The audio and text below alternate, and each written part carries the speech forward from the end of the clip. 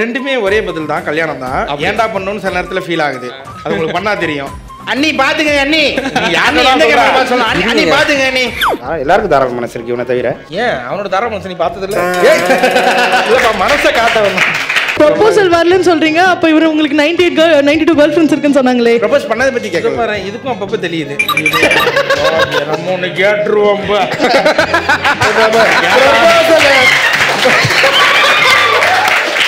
இது நல்லா போயிடுச்சு. இதுக்கப்புறம் நீ என்கிட்ட ஒரு கேள்வி கூட கேட்கக்கூடாது. என்ன கான்செப்ட் போறேன், அது போறேன், இது போறேன்னு கேட்கக்கூடாது. நீ யாரோ நான் யாரோ இப்படின்ற மாதிரி தான் பேசுனுச்சு. அது முடிஞ்சவரை வெரி டீசென்ட் மேன். இப்போ வரைக்குமே என்ன கான்செப்ட் போறேன்னு அவன் கேட்கலாம்.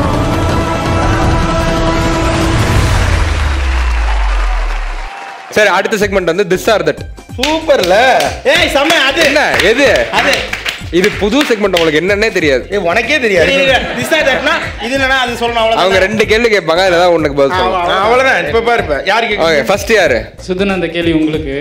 ஃபர்ஸ்ட் ஆஃப் ஆல் நான் உங்களோட பெரிய ஃபேன். அதாவது பிஜ்லி ரமேஷ் எபிசோட்லேருந்து தான் பார்க்க ஆரம்பித்தேன். அதுக்கு முன்னாடி எபிசோட் நான் பார்த்ததில்லை, அதுக்கப்புறம் தொடர்ந்து பார்க்குறேன். ஸோ வேறு லெவலாக பண்ணிகிட்ருக்கீங்க. உங்களுக்கு இந்த நம்ம பிளாக் ஷிப் டீமில் வந்து யாராவது ஒருத்தருக்கு சாரி சொல்லணும், அப்படி இல்லைன்னா யாராவது ஒருத்தருக்கு தேங்க்ஸ் சொல்லணும்னா யாருக்கு சொல்லுவீங்க? சீக்கிரம் சாரி கேட்டு போ. சாரி கேளு. சொல்லுங்க சொல்லுங்க. ரெண்டுல ஏதாவது ஒன்றும் சொல்லலாம், இல்லை ரெண்டு என்கிட்ட தான் கேட்கணும். ரெண்டு சாரி சொல்லுங்க ஜி. சாரி சொல்லுங்க ஜி. என்ன கேட்டு வாங்க. யாருக்கு சொல்லுங்க?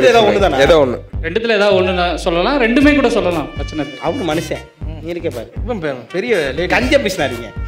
தேங்க்ஸ்னா அதான் குண்டனுக்கு தான், விக்னேஷ்காந்துக்கு தான். ஸோ அதான் தேங்க்ஸ் சொல்லலாம். சாரி அவருக்கு. சாரி அவருக்கு. ஆமாம், ஏன்னா யூடியூப்பில் போய் என்ன பண்ண முடியும்? டெலிவிஷன் தான். டெலிவிஷன் போனால் தான் பெரிய ஆள் ஆக முடியும். அப்புறம் அப்படி அப்படியே கொஞ்சம் கொஞ்சமாக இருந்து சினிமாவுக்கு போக முடியும். இப்படி நான் ஒரு பிம்பம் வச்சுருந்தேன். ஆனால் அவள் வந்து அதை உடச்சி இல்லை யூடியூப்பில் இன்னும் கொஞ்சம் நாளில் பெருசாகிடும்னு சொல்லிட்டு அப்போவே 2016 17 14 அவன் சொன்னான் யூடியூப் பெருசாக போகுது, யூடியூப்லேருந்து நிறைய பேர் போக போகிறாங்க.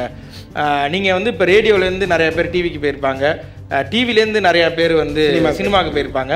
ஸோ இது வந்து இன்னும் கொஞ்சம் நாள் இப்படி நடக்க போகுது. ஆன்லைனில் யூடியூப்பில் இருக்கிறவங்க சினிமாவுக்கு போக போகிறாங்க, இது கொஞ்சம் நாளாக நடக்கும் அப்படின்ற மாதிரி அவன் சொன்னான். அப்போ அதை பெருசாக நம்பவே இல்லை. ஏதோ ஒரு மேம்போக்கா வேலை செஞ்சு கரெக்டாக ஒரு நம்பலான்னு வரும்போது டிக்டாக்லேருந்து எல்லாரும் சினிமாவுக்கு போயிட்டாங்க. அப்படியே அதான் பாருங்களேன். நான் எப்போ நம்ப ஆரம்பிச்சேன்னா அப்போ அது அப்படி நடந்து போச்சு. என்னடா கருமா கடைசி வந்து பொய்யா அப்படி எனக்குள்ளே யோசிச்சுக்கிட்டு அப்புறம் அதான் தேங்க்ஸ் தான். அதான் நான் அவனை முழுமையாக ஒரு கட்டத்துக்கு மேலே நம்ப ஆரம்பித்தேன். அவனுக்காக எல்லாம் பண்ணேன். அதுதான் சாரினாலும் அது அவனுக்கு தான். அதான் சூனியம் வச்சதுக்கு ஏன்டா உங்களை சேர்த்தோன்னு அப்படி இல்லை. நம்ம சில பேர் குதர்க்கமாக நம்ம ஏதாவது ஒன்று பண்ணோம். உங்கள் அப்பா சொல்கிறது நீங்கள் அப்படியே கேட்டு என்றைக்குமே செஞ்சுருக்க மாட்டீங்க. அது மாதிரி உங்களுக்கு இந்த உங்கள் அண்ணன் சொல்கிறத நீங்கள் கேட்டு செஞ்சுருக்க மாட்டீங்க. அக்கா அவங்க என்ன சொல்கிறாங்களோ அதுக்கு ஆப்போசிட்டாக சில விஷயங்கள்லாம் செய்வோம்ல, அதே மாதிரி தான் எனக்கு உண்டு. அவன் என்ன சொல்கிறானோ அதுக்கு ஆப்போசிட்டாக சில விஷயம் செய்யணும். ஆனால் அதில் எப்படியா ஜெயிச்சிடணுன்ற ஒரு இது இருக்கும். ஏன்னா தோற்றுனா ரொம்ப அசிங்கப்படுத்துவான். அதனால் அதில் எப்படியா ஜெயிக்கணும். அதனால் அதை அவன் சொன்ன நிறைய விஷயம் நான் கேட்டதே கிடையாது. வீம்புக்குன்னு ஒன்று பண்ணி அதை எப்படியாவது சக்ஸஸ் பண்ணணும். பிஜ்லி ரமேஷ் வீடியோவும் கிட்டத்தட்ட அதுதான்.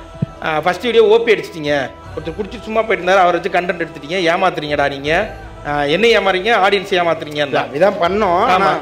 அதுக்கப்புறம் ரெண்டாவது எபிசோடு ஷூட்டு போல வழக்கம் போல் ஓபி அடிச்சு ஆஃபீஸ்லேயே உட்காந்துட்டோம்.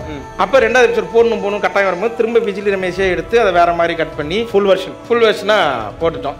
போடும்போது அவன் திரும்பவும் சொல்கிறான், இதுக்கப்புறம் வேலைக்கு ஆகாது, இதே நீ பண்ணினா நீ தோற்று போயிடுவேன் அப்படின்னோன்னே வீம்புக்குன்னு எடுத்து மூணாவது திரும்ப பிஜ்லி ரமேஷ் போட்டு அந்த மூணாவதும் திரும்ப 4 மில்லியன் 5 மில்லியன் வந்ததுக்கப்புறம் இதுக்கு நான் மூணாவது போடும்போது அவனுக்கு எனக்கு அந்த இதில் சொல்லியாச்சு, இது நல்லா போயிடுச்சு. இதுக்கப்புறம் நீ என்கிட்ட ஒரு கேள்வி கூட கேட்கக்கூடாது. என்ன கான்செப்ட் போகிறேன், அது போகிறேன், இது போகிறேன்னு கேட்கக்கூடாது. நீ யாரோ நான் யாரோ இப்படின்ற மாதிரி தான் பேசுனுச்சு. அது முடிஞ்சவரை வெரி டீசென்ட் மேன். இப்போ வரைக்குமே என்ன கான்செப்ட் போகிறேன்னு அவன் கேட்டது. நானும் போய் அடுத்த எபிசோட் அப்படின்னு சொல்லிடுறேன். என்னது?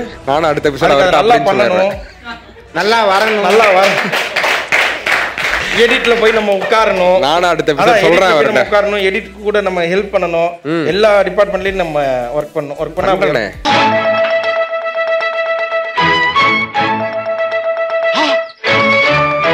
லைஃப்ல ஏன்டா அதை பண்ணோம் அப்படின்னு ஒரு விஷயம். இதோட இன்னொரு கேள்வி நான் கேட்கிறேன். எல்லாமே எனக்கு அப்படிதான். இன்னொன்று இருக்கு, அது பரவாயில்ல லைஃப்ல இது பண்ணிட்டோம் அப்படின்னு ஒரு ரெண்டாவது விஷயம். அது ஆமா கல்யாணம் மொதல் விஷயம். அதுவும் ஏதாவது ஒன்று தான் நாங்கள் சொல்ல சொன்னோம். இல்லை என்னடா கேம் முதல்ல 2 கேள்வி. ஃபர்ஸ்ட் கேள்வி நான் கேட்டேன், அதுக்கப்புறம் கேள்வி சொன்னீங்களா, ரெண்டாவது கேள்வி கேட்டேன். ரெண்டாவது கேள்வி தான் சொல்லிட்டீங்களே, ஃபர்ஸ்ட் கேட்ட கேள்வி சொல்ல கேட்டேன். ரெண்டுமே ஒரே பதில் தான், கல்யாணம் தான். ஏன்டா பண்ணணும்னு சில நேரத்தில் ஃபீல் ஆகுது, அது உங்களுக்கு பண்ணா தெரியும். அண்ணி பாத்துங்க அண்ணி எந்த கேமரா சொல்லலாம் அண்ணி பாத்துங்க அண்ணி அதான் ஏன்டா பண்ணோன்னு சில நேரங்கள்ல உங்களுக்கு தோணும் பிரதர். அது வந்து எந்த மாதிரி சிம்பிளா சொல்றேனே, காலையிலேருந்து நம்ம ஏதாவது ஒரு வேலை பார்த்துட்டு வரும்போது வீட்டை தூக்கி நமக்கு ஏதாவது ஒரு வேலை கொடுக்கும்போது வெங்காயம் எல்லாம் வெட்டிட்டு இருக்கும்போது ஏன்டா நம்ம பொழப்பு இப்படியே போயிட்டு இருக்கே இப்படின்னு இப்படியாவது தோணும். அதே சில நேரங்களில் பாப்பா கூட விளையாடும் போதும் சரி, வீட்டில் இவங்களை கூப்பிட்டு போய் ஏதாவது சர்ப்ரைஸ் பண்ணும்போது ஒரு கிஃப்ட் கொடுக்கும்போது அவங்க சிரிக்கும் போது ஆஹா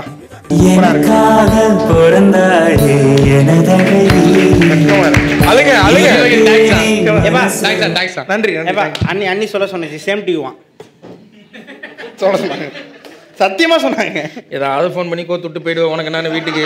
நவீன், நான் சென்னையில இருந்தா வரேன். சூப்பர். ஷெரீஃப் அண்ணா கிட்ட கேட்க சித்து அண்ணாவை பத்தி இல்ல விக்னேஷ் காண்டத் அண்ணாவை பத்தி என்ன ரூடா ஒரு கொஸ்டின். 2 பேரை பத்தி 2 பேர்ல யாராவது ஒருத்தர் சொல்லணுமா? யாராவது ஒருத்தர் சொல்லலாம் இல்ல 2 பேரும் சொல்லலாம். அவ்வளவுதான். எல்லாருக்கும் தாராள மனசு இருக்கு இவனை தவிர. ஏன் அவனோட தாராள மனசு நீ பார்த்தது இல்ல? இல்லப்பா மனசை காட்ட ரொம்ப ரொம்ப பரந்த மனசா இருக்கு. தேங்க்யூ. ஓகே, ஹராஸ்மெண்ட் பண்ற இடத்துலலாம் இது வரையும் ஒர்க் பண்ணி எவ்வளோ பெரிய சேனலாக இருந்தாலும் அந்த சேனல் ஹெட்டாக இருந்தாலும் அவனுக்கு வந்து போடா அப்படின்ட்டு வந்துடும். அதெல்லாம் பண்ணாதப்பா அப்படின்னு சொல்லி ஒவ்வொரு வாட்டியும் இதுலேருந்து திருத்துறதுக்கே ஒரு வருஷமாச்சு. உங்கள் லைஃப்பில் இது வரைக்கும் வந்ததுலேயே ஃபஸ்ட்டு ப்ரொபோசல்னா இது, பெஸ்ட் ப்ரொபோசல்னா இது? தெய்வம் பண்ணுங்க. கேட்கலப்பா, அவனே வந்துருவான். அவனே வந்துருவானா? நினைச்சே பார்க்க முடியல. இதை நீ நினைச்சு பாக்குறேன்னா நாங்க அதை சும்மா வார்த்தையில சொன்னோம், நீ அவங்க கூட போய் நினைச்செல்லாம் பாக்குற. ப்ரொபோசல் வரலன்னு சொல்றீங்க, அப்ப இவரு உங்களுக்கு 92 கேர்ள் ஃப்ரெண்ட்ஸ் இருக்குன்னு சொன்னாங்களே. ப்ரொபோஸ் பண்ணதை பத்தி கேட்க பாரு, இதுக்கும் அப்பப்ப தெரியுது. நம்ம ஒண்ணு கேட்டுருவோம்.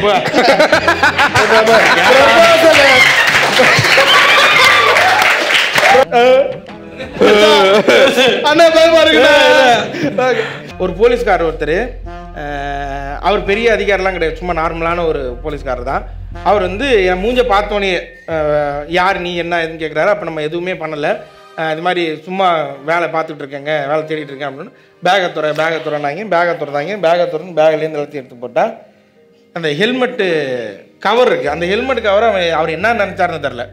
அதை வெளில எடுன்னா அது உள்ளே இருக்குது, பேக்குள்ளே ட்ரெஸ் எல்லாம் எடுத்து போட்டு, சப்வேல ட்ரெஸ்லாம் எடுத்து போட்டு எல்லாரும் நின்று பார்த்துட்டு இருக்காங்க. ட்ரெஸ்லாம் அவன் கரெக்டாக என்ன மட்டும் தான் அவர் டார்கெட் பண்ணுறாரு, வேறு யாரையுமே அவர் கேட்கல. எல்லாரும் என்ன பார்த்துன்னுக்குறாங்க. அப்போ தான் அந்த மூஞ்சை நினச்சி ரொம்ப ஃபீல் பண்ணேன். நம்ம மூஞ்சை இது பண்ணிட்டாங்க போல இருக்குது.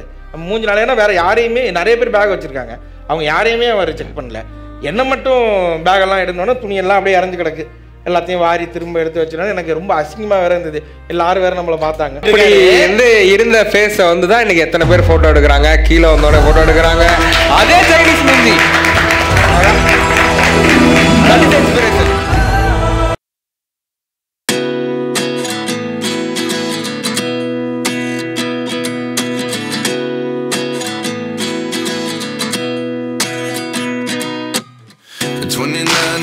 Myself wondering what did happen to the last 10.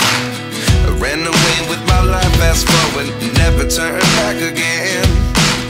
It's kind of funny that the more we pass time, the more we need to set the rewind. And 19 was the year I had to leave you, but now I'm seeing all the signs. Is this real?